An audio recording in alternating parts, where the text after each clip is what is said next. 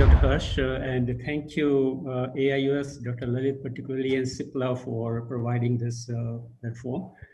I'll be talking about pseudoexfoliation glaucoma, how it is different from POAG, no financial disclosures.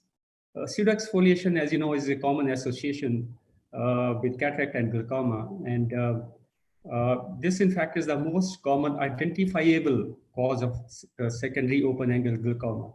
And we know this is a systemic disorder and is not only linked to the eye, but it has some systemic features as well.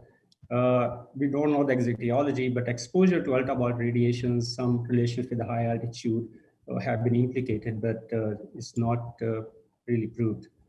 Pseudoexfoliated glaucoma, or XFG as sometimes abbreviated, is common in patients with the pseudoexfoliation syndrome. Pseudoexfoliation syndrome means that you have features of pseudoexfoliation, but there's no glaucoma.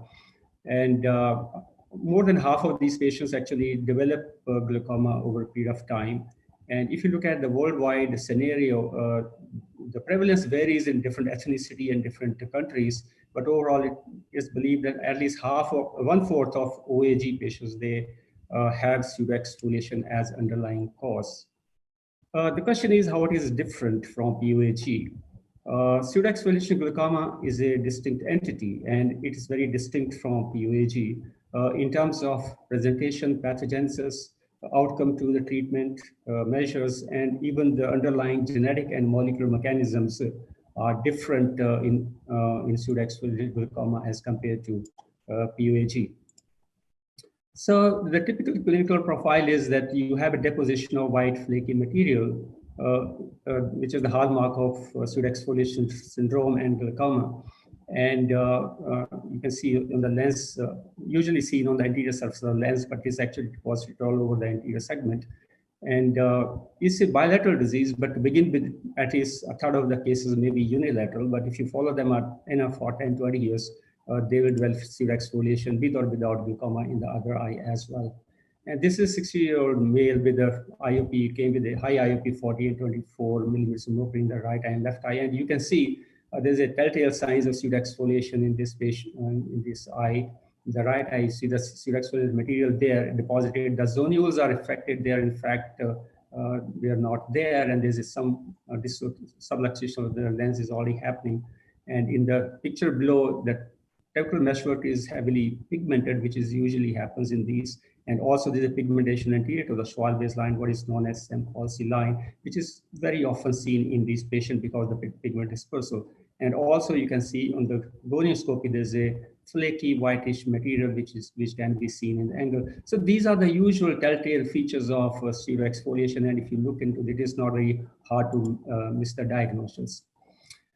The one thing characteristic about these patients is that they have higher IOP fluctuations as compared to POAG. Now, POAG is also known to have diurnal variation and also the intervisit fluctuations, but they are not as pronounced as we see in pseudoexfoliation glaucoma. So diurnal as well as intervisit IOPs are very high. Fluctuations are, the magnitude of fluctuation is higher in pseudoexfoliation glaucoma. In fact, the pressures going beyond 30s and 40s is also usual in pseudoexfoliation, which is a little uncommon in a typical primary open-angle glaucoma. And also, despite the open-angle glaucoma, if you dilate these eyes, if you put a dilate in the eye, if the people dilates, they can experience a high spike after dilatation. So that also be kept in mind when you're dealing with pseudoexfoliation patients. This also results in kind of a risk of progression, which is higher in pseudoexfoliation as compared to POAG. So the progression in POAG without treatment is almost 3 times faster as compared to POAG. And this actually data has come from the EMGT study where you had a group which was untreated, and that untreated group had POAG as well as some pseudoexfoliation patients. And if you look at when you follow them up, those who progressed, it was seen that the pseudoexfoliation had a higher chances of progression, which is almost 3 times more than POAG. So there's a difference in the rate of progression as well. It has also been suggested that the lamina cribrosa of pseudoexfoliation patients is probably more vulnerable to the IOP fluctuations. Now, the IOP fluctuations are higher in these patients, as well as lamina is also more vulnerable, probably because of the in the pathology which affects the anterior segment also affects the lamina tuberosa, and that is more vulnerable to enhanced or exaggerate eye fluctuation, as well as perhaps even the normal range of eye fluctuations.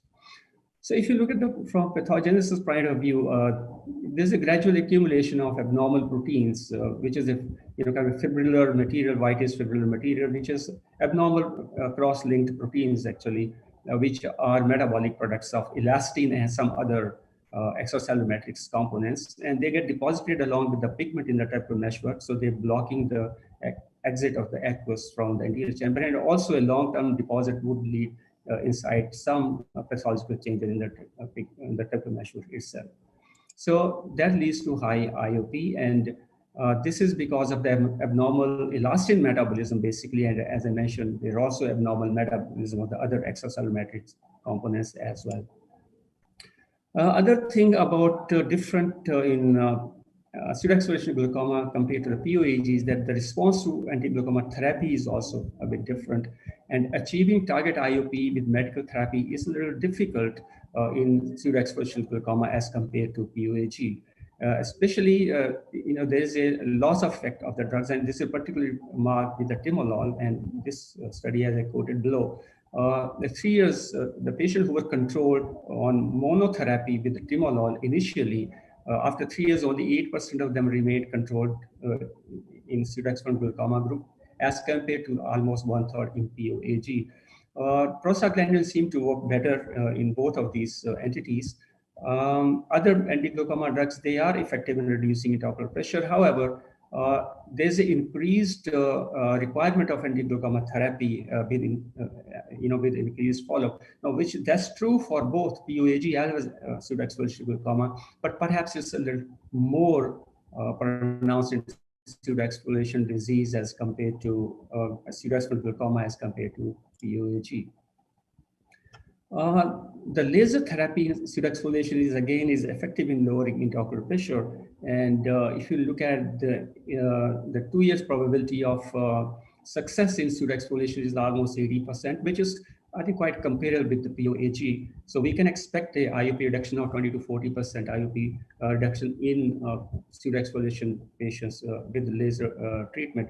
However, if you compare the ALT, if you head-to-head with the POAG versus pseudoexfoliation glaucoma, then it appears like that there is actually is higher drop in intraocular pressure after in pseudoexfoliation patients after laser trabecoplasty. Now, this could be related to because the reduction in IOP is actually a function of initial IOP, the baseline IOP, and which is usually higher in pseudoexfoliation group patients as compared to POAG. And also, but the important thing is that the attrition rate is also high. And in this particular data study, the probability of success after 8 months of ALT was just about 59% in pseudoexfoliation group as compared to more than 77% in POAG. So that means initially there's a good response, there's more IOP lowering in pseudoexfoliation group, but with time that IOP lowering actually wanes off and you need more anti-glaucoma drugs in these patients. ALT is mostly now replaced by SLT. Most people do SLT, so how do they compare? So in this small study on pseudoexfoliation group where SLT and ALT were compared, there was no significant difference in the IOP reduction in both the groups. So they are more or less similar in reducing intraocular pressure. Then comes the last measure, the surgeries. How do these patients respond to surgery? So the trabeculectomy is the most common filtering surgery for glaucoma still, and it appears that trabeculectomy provides actually a little better IOP control in pseudoexfoliation glaucoma patient as compared to POAG. This could be related to the disease itself, or also partly, could be because of the age group, because pseudoexfoliation is a bit of age related. POAG is also age related, but I think they are a little upper in the age group. Long-term success of trabeculectomy in pseudoexfoliation glaucoma may be better than POAG. So I think if you look at the literature, it suggests that maybe trabeculectomy actually does a little better in pseudoexfoliation group as compared to POAG. And there's also a suggestion that pseudoexfoliation patients who have undergone trabeculectomy, they have a little lower rate of progression as compared to POAG, where filtering surgery has been done. So this overall basically suggests that trabeculectomy tends to do better in pseudoexfoliation group patients as compared to POAG patients. So this is the drug-free period after trabeculectomy in these patients, which is a little longer in pseudoexfoliation as compared to trabeculectomy POAG patients. However, this comes with a caveat that the risk of complication is also higher in trabeculectomy. So we see more high FEMA, shallow ACEs, choroidal hemorrhages in pseudoexfoliation group patients as compared to trabeculectomy. So that has to be kept in mind. Now, trabectomy is a newer procedure, and this basically you remove the trabecular meshwork with all the pigment and debris along with, and that tends to, the literature, whatever we have, it suggests that it is a better procedure for pseudoexfoliation glaucoma patients as compared to POAG patients. Trabecular aspiration has been, especially used for pseudoexfoliation group patients, and it suggests that if you combine phaco and trabecular aspiration, which can be easily done, you get a good IOP response afterwards. Now, obviously, this procedure is not designed or worked for a POAG patients. Then the effect of cataract surgery again is important. So we know that most patients, they undergo cataract surgery, they experience some IOP reduction, and even in POAG patient, you can expect a 2 to 4 millimeters of IOP reduction after phaco emulsification. But this IOP reduction is more, significantly more in patient with pseudoexfoliation, who has pseudoexfoliation or pseudoexfoliation glaucoma. So both exfoliation with or without glaucoma, they have lower IOP reduction after phacoemulsification, and this is quite sustained. And sustained and significant IOP reduction can be seen up to 7 years in patient with pseudoexfoliation syndrome. However, in patient with glaucoma, this sustained IOP lowering is not that sustained, and it has seen that IOP may go up in after 2 to 3 years time. So this sustenance part is little less if you have glaucoma, but still overall, these patients will need less anti-glaucoma medicine over a period of time as compared to POAG patients who have undergone cataract surgery. So there is a benefit of cataract surgery, which is a little more than the POAG patients as compared to POAG patients. But however, again, there's a caveat here. The cataract surgery, because of the problem with the zonules and other complications of the pseudoexfoliation, is 5 to 10 times more riskier. It has more chances of complications, and we all are aware of those things. So that has to be kept in mind before you when you are doing cataract surgery for these patients. So we know this is systemic condition basically. So you have to look for the systemic considerations as well as the vascular dysregulation, arterial changes, even the heart rate regulation, and those are very well known pseudoexfoliation patients. Now, comorbidity with cardiovascular problems and other diabetes, hypertension, they are also there in POAG patients because of the age group. So in even a POAG patient, you have to worry about the comorbidity, because that would affect how you treat these patients. But that consideration is a little more required in pseudoexfoliation glaucoma as compared to POAG patients.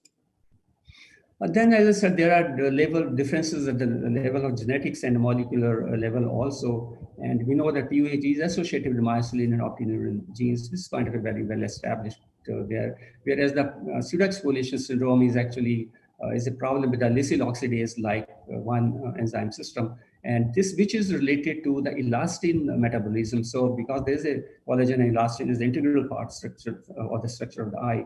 And this is elastin-related genes which are defective. So their metabolism of elastin and some other extracellular components is defective, and that leads to accumulation of the fibrillar material and also weakens the structure of the globe in certain places. And that probably is the reason for. Now this association of LOXL1 again is believed that has an association. However, there are some studies which suggest that it may not be so, and there may be some other genes involved which are not, and it's not clear at this point of time. We in our in India, we did in our part of the country, actually northern India, we looked at this LOXL oxidase gene, LOXL1 gene in our population, and actually we didn't find. These were a group of, I think, study on 100 and some odd patients, and we actually didn't find any association of these patients in our population. And similar lack of association has been reported in some other communities as well. So, but what we believe is that there's an abnormal metabolism of elastin and some extracellular components, and which is probably so pseudoexfoliation syndrome has a genetic basis, but which patient of pseudoexfoliation syndrome will develop glaucoma, that probably is not genetically determined. At least we don't have any evidence to say that if there's another gene involved, which converts these patients to glaucoma. So what is suggested is that probably in the environment factors or the internal homeostasis of the body plays a role in that. And people have found elevated levels of oxidative stress markers in the aqueous humor of these patients, and also decreased antioxidant protection molecules in the aqueous humor of these patients. So probably there's a some lack of, these patients are more prone to have oxidative damage to the trabecular meshwork, which leads to glaucoma in these patients. To summarize, pseudoexfoliation is a common and distinct entity, quite distinct from the PUAG, and it differs from PUAG in many ways. There's a deposition of white fibrillar material, which is a hallmark of the study of this disease, which is not there in PUAG. These patients tend to fast progress, and if they are not treated, the optic disc of these patients is perhaps more vulnerable because of the inherent defect in the elastin metabolism. And these patients also experience wider fluctuations. They also, which could lead to progression. Achieving target IOP with medicines is a bit difficult in pseudoexfoliation patients as compared to PUAG.